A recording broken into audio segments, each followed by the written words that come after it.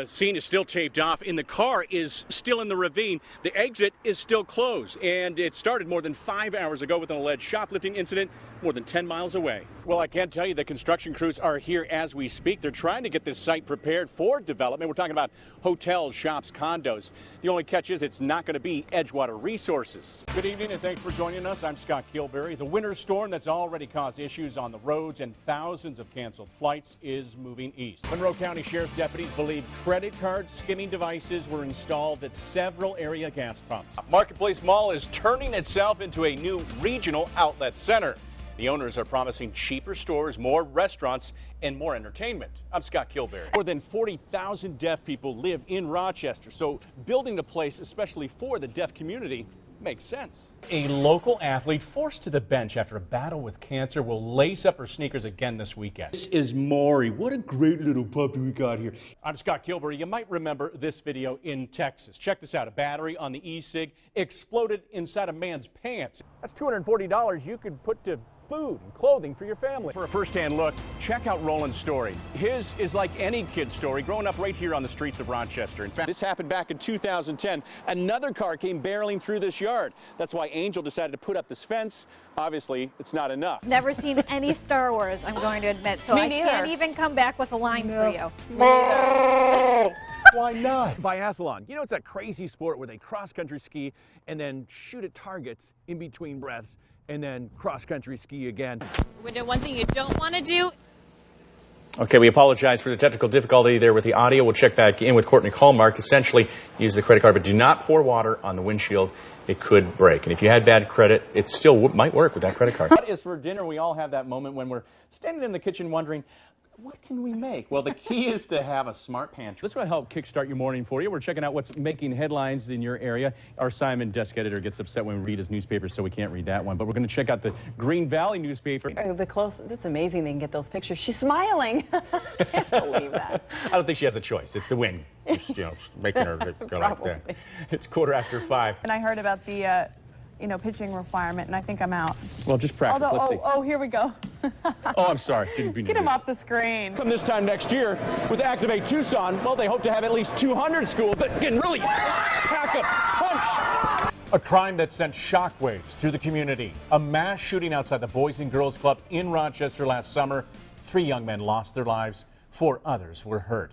Now, the first of 3 suspects is on trial. I'm Scott Kilbury. And Kevin Williams is here with what we can expect and hopefully a little more of the same today. I know this heat isn't going anywhere. The heat's going nowhere. I was thinking we could feel like a superhero, the human Velcro. I didn't think about that. Yeah, very good. Yeah. Thanks, Kev. Okay. It was a special night at Frontier Field. Young boy's dream comes true, and his reaction is priceless. You got to see this. The story's next. It's good. Kev, you got it right. So you did say you're going to have that umbrella handy, and you probably need your shades as well. It was cool. It was a bizarre day. It was cool out there tomorrow. Right. It is June, right? Yeah. It is June June, 8th. but on the weather map, it's early October tomorrow. Gosh. Good advice. We'll bundle up. Thank you, Kev. News 10 NBC is responding to breaking news right now in Rochester. Sources tell us a police officer is among those shot. He was taken to Rochester General Hospital. We're told that the officer is now in surgery. This all stemmed from an incident at Hudson Avenue and Avenue D around 9:30 tonight.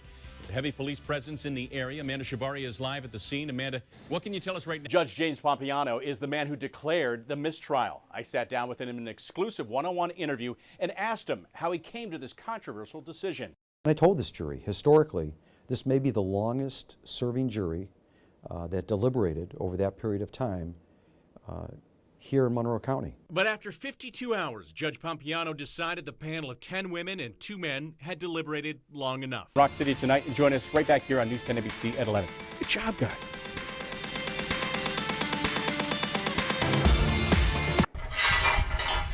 Steve Kimball spends most of his day in his metal art studio making sculptures. We'll get you some good sparks here. But he's also a lawyer and an inventor. In fact, he sparked quite a bit of controversy with an invention he created with his son over a decade ago. Every night when he went to bed, we would read Spider-Man comic books. And so we said, wouldn't it be cool if you could actually make a toy that would allow you to be Spider-Man? Peter lives with his aunt and uncle. Working together, they designed the web slinger. This is the brand new version, so I got to figure out how to operate this one. Spider-Man, Spider-Man. He got it patented, then took his idea to Marvel Comics in New York City. He said, you know, it seems very interesting. I'll talk with our people and we'll get back to you. Finally got a letter back from them saying, nice, but no, we're not gonna pursue it right now. Kimball thought the idea was a closed chapter until a friend told him he saw his web blaster in the store. Webs, water, and missiles, now all in one. So I go down to Toys R Us, and there they are, selling my exact toy. So we ended up having to sue them. First, Marvel denied even knowing him, so he produced his signed rejection letter. Kimball had to fight for at least another year, and finally the case went to court. They brought a life-size Spider-Man into the courtroom. I got up and grabbed their Spider-Man and dragged him back over to my table and said, Spider-Man believes in fairness and right, and he doesn't belong over there. He belongs over here. He belongs at this table with me. The jury ruled in Kimball's favor. The jury awarded us 3.5% of all the sales, past, present, future.